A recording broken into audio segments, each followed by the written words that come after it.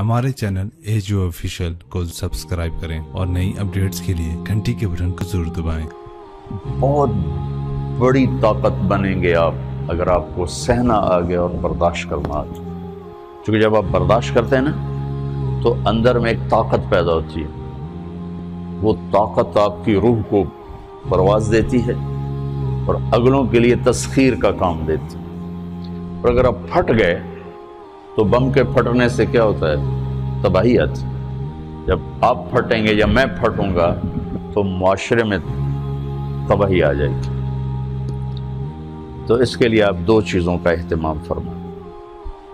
एक, अपनी ज़बान की हिफाजत फरमाएं। आप इस 400 के मुआशरे में कोई गीबत करने वाला ना, कोई झूठ बोलने वाला ना, कोई किसी को तंज करने वाला ना, ताना देने वाला ना। ऐसी बात जो किसी के दिल पे जाके चोट मारे, उससे आप अपनी ज़बान को साफ कर लें।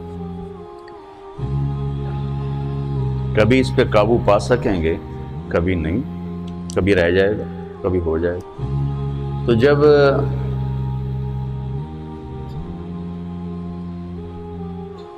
हाथ से निकल जाए बात, तो फिर अल्लाह ने हमारे लिए तौबा का दरवाज़ा रखा है।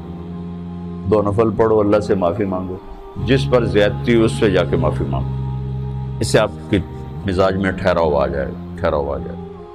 तो मैं आप सब से ये गुजारिश करता हूँ कि इस माशरे में आप अपनी ज़बान पे काबू पाना सीखिए। बराए मेरा बहुत फ़ायदा होगा। एक ज़िंदगी गुजरी है, शाम करीब है, तो पूरी ज़िंदगी के तजारब निचोड़ भी उसमें शामिल हैं।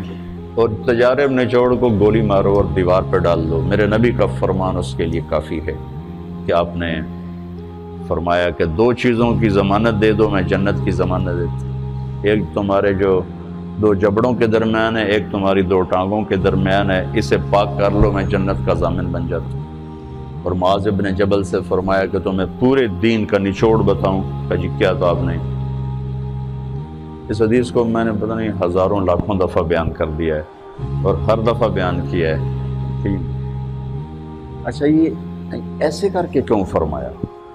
ये पहले किया, फिर कहा कुफ़्फ़ा हाज़ा। और कहा किसको है? जिनके बारे में आता है कि इस उम्मत के उलमा का झंडा क़यामत के दिन मुआज़ बिन जबल के हाथ में होगा। इतने बड़े आदमी।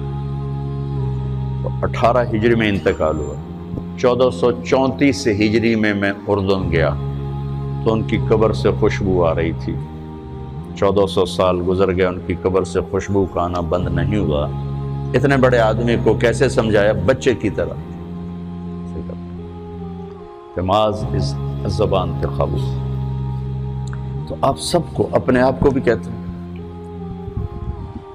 वो अरब खतीब कहते हैं ऊसीकुम नफ्सी अव्वलन व इय्याकुम करके आमतौर पर खुतबा शुरू करते हैं। तो मैं भी अपने ज़ात से शुरू करके आपसे ये अर्ज़ करता हूँ बच्चों कि अपनी ज़बान पे काबू पाना सीखो। यहाँ इसकी मश्क कर लो। ये छोटा सा मैदान है, छोटा, एक तालाब में है आप, तालाब।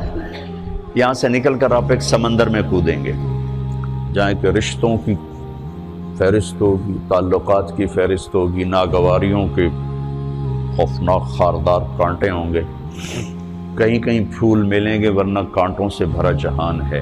अगर आपने यहाँ प्रैक्टिस कर ली तो फिर आप उस मैदान में जाकर इंतहाई खूबसूरत मुआशरे का फ़र्द बन जाएंगे।